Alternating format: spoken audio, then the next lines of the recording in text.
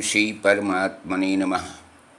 प्रिय मित्रों, मैं डॉक्टर कृष्णपाल त्रिपाठी आप सबका हार्दिक स्वागत करता हूं। मित्रों, मेरा एक विनम्र निवेदन है कि इस समय जो वीडियो देख रहे हैं उसके नीचे यदि लाल रंग से अंग्रेजी में सब्सक्राइब लिखा हो तो उसे एक बार टच कर दें। बगल में एक घंटी नुमा एक आकार उभरेगा, उसे भी एक बार टच कर दें। बस इतना करने से मेरा चैनल सब्सक्राइब हो जाएगा और भविष्य में मैं जो भी वीडियो बनाऊंगा उसकी सूचना आपको तत्काल मिल जाएगी। आप उस वीडियो को देख करके लाभ उठा सकेंगे। यदि इसके पहले आप सब्सक्राइब कर चुके हैं तो दोबारा करने की आवश्यकता नहीं है। मित्रों, ये तो सर्वविदित है कि जिस दिन चंद्रमा जिस नक्षत्र पर रहता है वही उस दिन का नक्षत्र होता है, और उस दिन जिस बच्चे का जन्म होता है उस बच्चे का जन्म नक्षत्र भी वही होता है जो उस दिन का नक्षत्र होता है। अब सवाल उठता है कि बच्चे के राशि का नाम कैसे रखाया जाए। तो वहाँ पर ये देखा जाता है कि बच्चे का जन्म किस नक्षत्र के किस चरण में हुआ है, तो उस नक्षत्र के उसी चरण में जो निर्धारित अक्षर है उसी अक्षर से राशि के नाम की शुरुआत की जाती है। उदाहरण के लिए, यदि किसी बच्चे का जन्म अश्विनी नक्षत्र के प्रथम चरण में हुआ तो प्रथम चरण का अक्षर है चू। तो अगर लड़का हुआ तो चुन्नी लाल नाम रखाया जा सकता है, लड़की हुई तो चुन्नी देवी हो सकता है। यहाँ पर बड़ा चू जरूर है, लेकिन छोटा चू और बड़ा चू दोनों चलेगा। अगर अश्विनी नक्षत्र के दूसरे चरण में जन्म हुआ है बच्चे का तो चे से नाम होगा। चेतन कुमार, चेतना देवी, चैतन्य कुमार भी हो सकता है, क्योंकि चय अक्षर कहीं किसी नक्षत्र में नहीं है। उसके बाद अगर तीसरे चरण में हुआ अश्विनी के तो चो अक्षर आता है, चोखे लाल हो गया। अन्य कोई भी चौवे लाल भी हो सकता है, चौबी देवी हो सकता है। यदि अश्विनी नक्षत्र के चौथे चरण में जन्म हुआ तो लालता प्रसाद, ललित कुमार, लालती देवी, लवली कोई भी नाम रखा जा सकता है। इसी प्रकार से अगर भरणी प्रथम चरण में जन्म हुआ तो लीलापति, दूसरे चरण में हुआ तो लू से नाम होगा। तीसरे चरण में अगर जन्म हुआ तो ले से नाम होगा लेखराज, लेखनी देवी। अगर चौथे चरण में जन्म हुआ तो लो से नाम होगा, लौटन भी हो सकता है।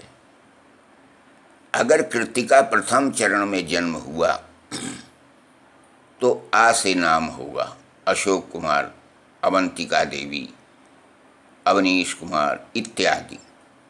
बड़ा आ से भी नाम हो सकता है। और इन सब की मेष राशि होगी। यदि किसी का जन्म कृतिका नक्षत्र के द्वितीय चरण में हुआ तो वहाँ पर ई से नाम होगा, ईश्वर दत्त, ईशा देवी। अगर तृतीय चरण में हुआ तो ऊ से नाम होगा उमेश या उषा देवी। अगर कृतिका के चतुर्थ चरण में जन्म हुआ तो ए से नाम होगा, एकता देवी हो सकता है, एकेश्वर कुमार हो सकता है। यदि रोहिणी प्रथम चरण में जन्म हुआ तो ओ से ओम प्रकाश, ओमवती। द्वितीय चरण में जन्म हुआ तो वा से नाम होगा, वासुदेव, वामन देव। अगर तृतीय चरण में हुआ तो वी से होगा नाम, विकास, विनीता। अगर रोहिणी चतुर्थ चरण में जन्म हुआ तो बू से नाम होगा, कोई भी नाम रख सकते हैं आप। अगर मृगशिरा प्रथम चरण में जन्म हुआ तो वे से नाम होगा। अगर द्वितीय चरण में हुआ तो वो से नाम होगा, यानी वेणी प्रसाद, बोनी दत्त इत्यादि, और इनकी वृष राशि होगी। इसी प्रकार से मृगशिरा तृतीय चरण में का से नाम होगा, कामिनी, कमलाकांत। चतुर्थ चरण में की से होगा, कीर्ति कुमार। आर्द्रा के प्रथम चरण में कु से नाम होगा, द्वितीय चरण में घा से, तृतीय चरण में अंगा से। तो अंगा से कोई नाम नहीं बनेगा, इसलिए गित कुमार रखाया जा सकता है। और चतुर्थ चरण में अगर हुआ तो छा से छत्रपति। अगर पुनर्वस प्रथम चरण में हुआ तो के से नाम होगा, द्वितीय चरण में हुआ तो को से नाम, तृतीय चरण में हा से नाम होगा और मिथुन राशि होगी। अगर पुनर्वस चौथे चरण में हुआ तो ही से नाम होगा, पुष्य के प्रथम चरण में हु से, द्वितीय चरण में हे से, तृतीय में हो से, चतुर्थ में डा से नाम होगा।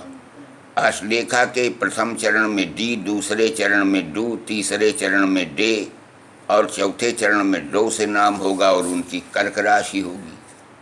अगर मघा में हुआ प्रथम चरण में तो माँ से, द्वितीय चरण में मी से, तृतीय चरण में मुँह से, चौथे चरण में मे से नाम होगा। पूर्वा फाल्गुनी प्रथम चरण में मो, द्वितीय चरण टा, तृतीय चरण टी, चतुर्थ चरण टू से नाम होगा। अगर उत्तरा फाल्गुनी प्रथम चरण है तो टे से नाम होगा।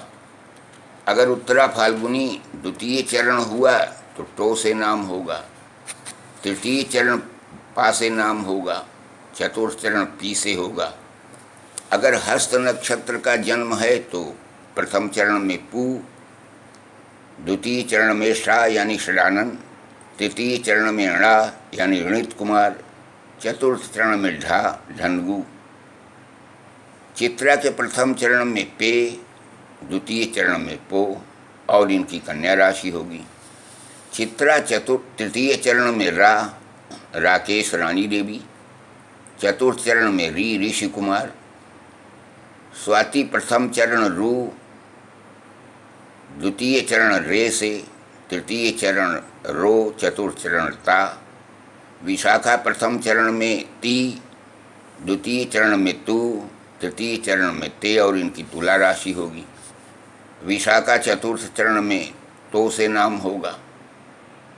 अनुराधा प्रथम चरण ना, द्वितीय चरण नी, तृतीय चरण नु, चतुर्थ चरण ने से नाम होगा।